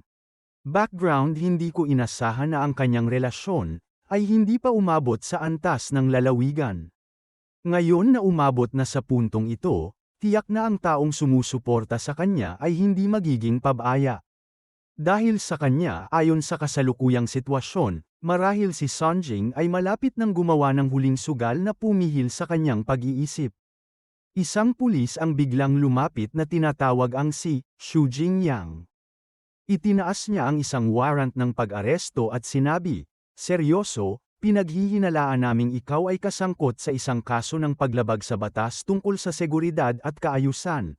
Ngayon arestado ka namin, mangyaring manahimik at sumama sa amin para sa isang biyahe. Agad na inilagay ang bakal na posas sa kanyang mga kamay. Bago ito, hindi nagpakita ng anumang pag-aalala si Zheng Yang, nagpakita pa siya ng kaunting pagkadismaya na nag-iisip, yan na ba lahat? Pinipilit ko ang aking sarili hanggang sa dulo at warrant of arrest lang ang meron kayo para sa akin. Ngumiti siya ng bahagya habang nag-iisip, am I mistaken? Mukhang na-overestimate ko kayo. Sa istasyon ng pulisya, dinala siya ng pulis sa kulungan at pinaalalahanan, hindi ka pinapayagang makipaglaban ng walang pahintulot, kung hindi, mabigat ang parusa mo. Maghintay ka ng ilang oras, iimbestigahan ka namin. Sa madilim na kulungan, nag-isip siya ng may pagdududa, matapos akong ibalik sa istasyon, hindi mo pa sinabi kung paano ko nilabag ang seguridad at kaayusan ng lipunan, pero agad mo akong itinapon sa kulungan. Tumingin siya sa taong malapit sa kanya at sa kanyang isipan, natural na nagkaroon siya ng kumpirmasyon. Parang may palabas din dito sa selda ng bilangguan. Kasama niya si Lin Jian na parang alam na ang pagdating ni Zheng Yang ay nagsalita ng may pang-aasar, hindi ba't si Ginoong Xu ito? Ilang araw na ang nakalipas, bakit nandito ka rin nahuli? Ang kanyang mga mata ay kumikislap at isang masamang ngiti ang sumibol sa kanyang mga labi. Habang nagpatuloy, pero kung nandito ka na, kami na ang bahala sa iyo, hindi ba't hindi ito labis? Pagkatapos ng kanyang mga salita, ilang iba pang tao ang lumapit at pinalibutan si Zheng Yang. Hindi ba't si Ginoong Xu ito? Ilang araw na. Bakit ka din aresto dito? Ang kanyang mga mata ay kumikislap, isang masamang ngiti ang sumibol sa kanyang mga labi. Ngunit, kung nandito ka na, bibigyan ka namin ng aliw. Hindi naman ito magiging labis, di ba? Tinatapos ang kanyang mga salita. Maraming ibang tao ang lumapit at pumalibot kay Zheng Yang. Pero nanatili pa rin siyang kalmado, kahit na sumagot siya ng may bahagyang ngiti. Sa makitid na selda ng bilangguan, ang tatlong lalaki ay naghiwa-hiwalay sa tatlong sulok. Nakapaligid kay Zheng Yang. Si Lin Jian ay nakaupo ng maginhawa sa kama na may mapagmataas na ekspresyon, akala ko may kakayahan ka, pero sa huli, nandito ka pa rin. Nakangiti siya at nagpatuloy, pero dahil nandito ka na, maglaan tayo ng ilang alaala, di ba? Pagkatapos niyang magsalita, may isang kalbo mula sa likuran na matinding itinulak ang balikat ni Zheng Yang at sumigaw, Doon ka at umupo ka na agad. Wala siyang reaksyon, pero habang nag-iisip, dahan-dahan siyang naglakad patungo kay Lin Jianya. Akala ko may bagong trick na ipapakita si Ma Songjing. Pero ganito lang, mukhang sa kabila ng kanyang kakayahan, hindi pa rin siya makagamit ng high-tech na mga pamamaraan. Pero marahil ay sinadyang ayusin ni Ma Songjing ang selda ng bilangguan na ito, di ba? Nang umupo si Zhen Yang, ngumiti si Lin Jianya at sinabi, "Xu Jingyang, akala mo ba ang galing-galing mo na kaya mo pang makialam sa pamilya Lin namin?" Nilinggan niya ang kanyang ulo. Ang boses niya ay walang pakialam, sumagot sa kanya, "Hindi ito panggugulo ang gusto ko. Wasakin ang pamilya mo, Lin. Bukod dito, ang maliit na bagay na ito ay hindi makapagpapakita kung ako'y may kakayahan o wala." Narinig iyon ni Lin Jianya at napatawa. Hindi ko inasahan na ganito ka pa rin kayabang. Tumayo siya, lumakad sa harap niya, at sumigaw ng malakas. May problema ba sa isip mo? Akala mo ba nasa labas tayo? Hindi mo ba alam na ito ay isang bitag? Gusto naming patayin ka dito. Sabi niya yon, nilagyan niya ng kamay ang tatlong lalaki. Maglaro lang kayo ng dahan-dahan. Huwag mo siyang hayaang mamatay ng masyadong komportable. Sa harap ng tatlong mukhang mabangis na lalaki, kalmado pa ring nagsalita si Jingyang. Akala ko ikaw ang boss ng Samlin Pharmaceutical. Kaya dapat mas kumilos ka tulad nito kaysa sa dalawa mong pinsan. Hinigpitan niya ang kanyang kamao. Ang bakal na posa sa kanyang kamay ay agad na nag-ingay. Hindi ko inasahan na magiging basura ka lang. Pagkatapos ng mga salita, nabasag niya ang mga bakal na posas na parang laruan. Ang tatlong papel na tigre nang makita iyon ay nagbago ng kulay, hindi alam kung ano ang nangyayari. Mula sa likuran, si Lin Jianya ay tahimik na humarap sa kanya at sinabi, "Xu Jingyang, tanga ka. Sisiguraduhin kong hindi ka magsisisi sa pag-udyok mo sa akin sa loob ng wala pang 10 minuto." Pagkatapos niyang magsalita, biglang itinapon ng isang matabang bilanggo patungo sa kanya, tumama ng malakas sa mga rehas ng bilangguan. Lumingon si Lin Jianya, puno ng takot ang kanyang mga mata, tinitingnan siya. Anong nangyayari? Baka si Xu Jingyang ay isang master.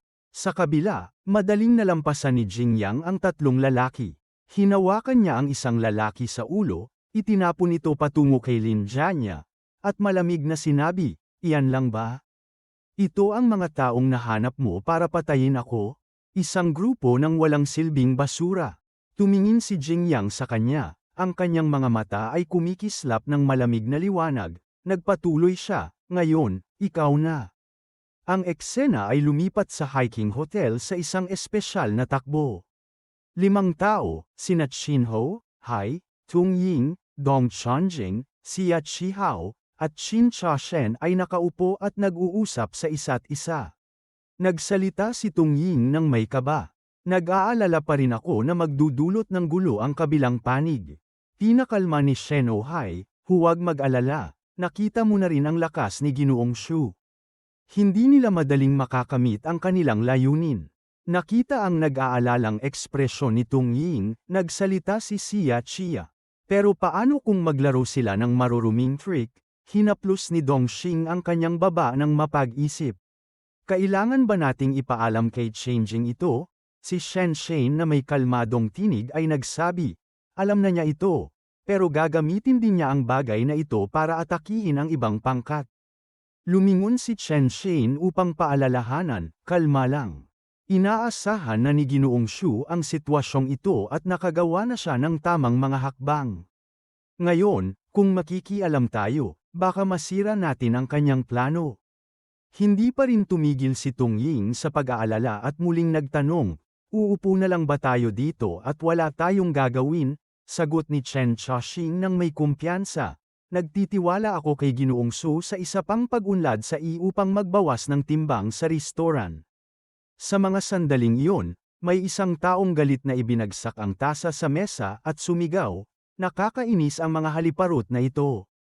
Ang may-ari ng restaurant na ito, si Ginoong Xu, ay inaresto at ikinulong dahil sa paglalantad ng peking gamot ng Sunland Pharmaceuticals bago ko pa makita ang balita na may isang nagkunwaring pulis na pumunta sa kanyang bahay para arestuhin siya.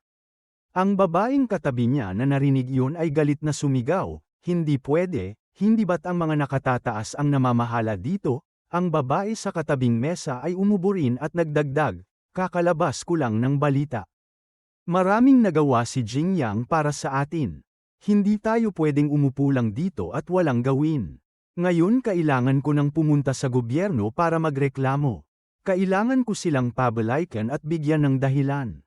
Ang mga taong naroroon sa restoran ay sabay-sabay ding nagtaas ng kanilang mga kamay bilang tugon. "Ako rin, hindi natin maaring hayaang maapi si Boss Shu, gagawin ko rin." "Ako rin." Kinabukasan sa labas ng korte, patuloy na sumisigaw si Zhao at ang kanyang mga kasama, walang sala si Lin Jianya. Bawiin ang warrant ng pag-aresto. Si Jingyang sa mga sandaling iyon ay pinalaya na mula sa kulungan. Nakasakay siya sa kotse at tinitingnan ang tatlong tao na may banner. Ang magical girl ay inosente sa kanilang mga kamay. Bulong niya, "Ang pagiging bata ay talagang maganda. Palagi nilang iniisip na makukuha nila ang lahat ng gusto nila. Sana hindi sila matamaan ng realidad sa huli." Chan Fiyang na nakaupo sa driver's seat ay nagsalita. "Ginoong Su, maaapektuhan ba ng kanilang mga aksyon si Miss Lin Zuqian? Kailangan mo bang maghanap ng tao para gawin ito?" Pinutol siya. Umiling si Jingyang at sumagot, "Walang pangangailangan na maging sobrang matindi, basta't huwag lang silang magdulot ng gulo. Kahit pa nga itong maliit na opinyon ng publiko ay makakatulong pa sa atin." Naunawaan ni Chanfi at tumango. "Naiintindihan. Kaya hahanap ako ng taong magbabantay sa kanila. Ayos lang, balik mo muna ako." Tinulungan ako ni Chandra na makipag-ugnayan sa supervisor bago pa man lumamig ang usapin tungkol sa Sunland Pharmaceutical. Kailangan kong magpahinga sandali. Ilang araw ang lumipas, pumunta si Jingyang sa opisina ng tagayusig para makipagkita kay Chandran.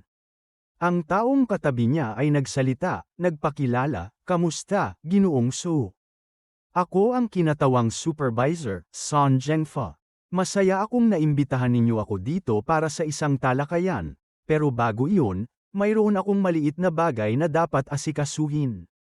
Sabay talikod siya kay Xiao Chandran at pinagsabihan, "Matandang Zayo, ayon sa mga regulasyon, hindi ka dapat makialam sa kaso ni Lin Zuqian. Sa pagkakataong ito, lumampas ka na sa hangganan." Ang pawis ni Xiao Chandran ay dumadaloy sa kanyang mukha. Ngunit siya'y humithit ng malamig na hangin at sinabi, "Basta, hindi naman ito labag sa mga patakaran." Nakaupo at nagmamasid, lihim na sinuri ni Jingyang ang kanyang hitsura. Marahil pareho silang uri ng tao. Nilunok ni Son Shenfa ang kanyang laway, ibinalik ang usapan sa orihinal na layunin. "Sige, balikan na natin ang pangunahing paksa. Ipagpapatuloy natin ang pagtalakay sa kaso ni Miss Lin Zuqian." Nagkunot ang kanyang noo, seryoso ang boses, at sinabi, "Bagaman maraming positibong talakayan online, hindi ito sapat upang bawiin ang akusasyon." Nang marinig yun ni Jingyang, bahagyang ngumiti muli, naisip niya sa sarili, hindi sapat para bawiin ang akusasyon. Kaya't ibig sabihin, hindi imposibleng makipag-ayos. Sa pag-iisip na siya ay nagsimula ng magpakita, ilang beses nang pinatunayan ng mga abogado na si Lin Zuqian ay bumili at nagbenta ng peking mababang kalidad na mga gamot, bagaman umabot sa 1,600 NDT ang halaga ng kaso, mas mababa sa 500 ang kita. Pagkatapos niyang sabihin yun, agad siyang nagbigay ng mungkahi. "Kung ikaw ay maghahabla, marahil isaalang-alang ang pinakamataas na parusa na 5 taon, tinaas ni Son Zhengfa ang kanyang kilay at sumagot, "Paano mo isinasalang-alang ang parusa? Hindi ito dapat alalahanin ng mga negosyanteng katulad mo. Tulad ng batas ay hindi para sa atin upang makakuha ng karangalan o benepisyo, hindi ba natin ipapatupad ang batas dahil hindi pinapansin ng mga tao ang ating mga mabuting punto?" Sinabi niya yon, ngunit sa kanyang puso, nagkaroon siya ng kaunting pag-aalinlangan. Ngunit gamit ang 1,600 NDT upang magbayad ng utang ni Lin Zuqian, Ang batang ito ay nagiging mapagbigay. Sa pag-iisip na yun, humarap siya kay Jing Yang at tinanong, maaari ko bang malaman kung ano ang relasyon ni Lin Zuqian at ano?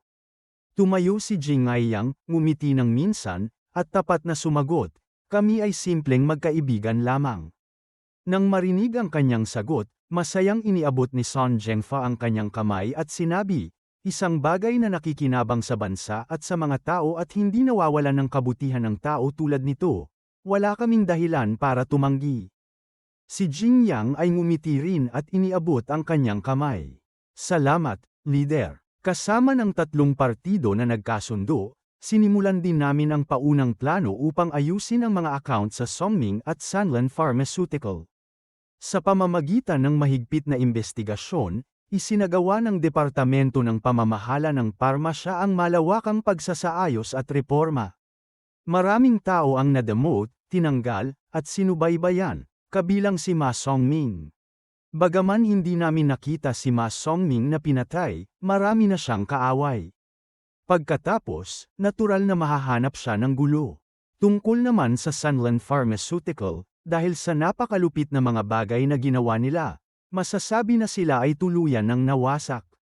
Una, ang chairman ng Sanlan Pharmaceutical, ang ama ni Lin Jianya, ay nahatulan ng kamatayan. Bagaman patay na ang pangunahing salarin dahil sa sobrang kasamaan ng mga pangyayari, hindi rin pinalaya ang iba pang mga senior manager ng Sanlan Pharmaceutical. Si Lin Jianya at ang kanyang 2 kapatid ay nahatulan ng habang buhay na pagkakabilanggo habang ang iba ay tumanggap ng hindi bababa sa 20 taon. Sa puntong ito, maituturing na lubos na nating nawasak ang Sanlan Pharmaceutical. Kung walang gulo mula sa Sanlan Pharmaceutical, at sa pagtatatag ng pundasyon, nagdala ito ng maraming benepisyo kay Lin Zuqian, ang tanggapan ng tagayusig ay maayos na nag-withdraw ng kaso, at ang warrant of arrest ay kinansela rin. Unang beses na nagpakita sa publiko si Lin Zuqian, sa daan pabalik, nagmaneho si Jing Yang kasama sina Paula, Yeong, at Lin Zuqian, sinabing si Lin Zuqian ay humihikbi na lang. Masayang humarap si Paula at nagtanong, Sister Zuqian, lahat ay naasikaso na. Hindi ba't mabuti yun? Sumagot si Jing Yang na nakaupo sa tabi niya. Ang mga nerbiyos ni Sister Zuqian ay sobrang tense nitong mga nakaraang araw. Ngayon lang siya makakapagpahinga. Hayaan mo na siya. Sa huli, hindi lahat ay kasing walang alalahanin tulad mo. Nang marinig yun ni Paula, nagalit na naman siya. Kakagatin kita hanggang mamatay ka. Jing Yang sumigaw sa takot, grabe, aso ka ba? Si Lin Zuqian na nakita yon ay agad na sumingit upang makialam. Sige na. Tumigil ka na sa kalokohan. Tungkol kay Yeong, sanay na siya sa ganitong eksena, kaya't wala siyang magawa kundi manahimik at ngumiti kay Riley. Kakatapos lang noon, tumawag si Zhao, sa kabilang linya, nagsalita si Jia at nagtanong, Yeong, narinig kong nag-donate kayo para magtatag ng isang medikal na pundasyon, kaya ngayon ay wala ng guilt si Lin Zuqian. Si Yeong ay tahimik saglit, pagkatapos ay tumango upang kumpirmahin, tama iyon. Nagpatuloy si Zhao sa mungkahi, pwede ba naming makilala siya? Gusto naming makilala siya. Nag-atubili si Yeong bago sumagot, tatanungin ko muna. Sandali lang, sinabi ni Yeong, pumunta kayo sa parking lot sa labas ng restaurant na Toulouse Wait. Doon sinabi ni Sister Zuqian na magkita. Nang marinig yun, agad na natuwa si Zhao at sumagot, sige, salamat. Pagkatapos noon, agad na dinala ni Zhao ang balita sa 2 pa, magandang balita. Makikita na natin si Lin Zuqian. Nang marinig yun, agad na tumakbo sila kay, seryoso ka ba? Si Lin Lei ay nakaupo pa rin ng walang pakialam sa isang tabi, nagsalita siya, ikaw na ang mauuna. Babalik ako sa hotel para kumuha ng ilang bagay at ipaalam sa iba.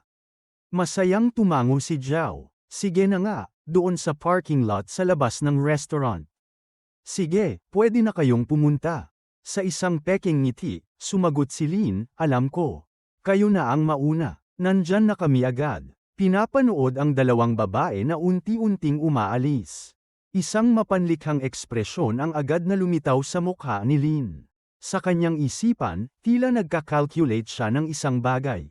Kalahating oras mamaya, sa harap ng restoran para sa pagpapapayat, ipinakilala ni Yeong ang dalawang tao. Ito si Lin Zuk-ian, ang inyong magical girl. Sa pamamagitan ng pagpapakilala ni Yeong, si Lin Zuk-ian ay humarap upang ipahayag ang kanyang sarili. Kamusta, mga babae? Narinig ko ang tungkol sa inyong pagpoprotesta. Salamat. Ang dami mong pinagdaraanan. Agad na tumakbo si Zhao upang hawakan ang kamay ng kanyang idolo. At masayang sumagot, huwag mong sabihin yan, ate. Labis naming hinahangaan ang iyong kwento.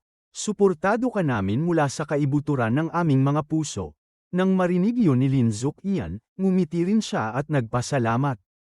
Pero agad din niyang hindi nakalimutang ipaalala na ang bagay na ito ay labag sa batas. Sa hinaharap, dapat pa rin tayong magtrabaho sa pamamagitan ng mga lehitimong paraan.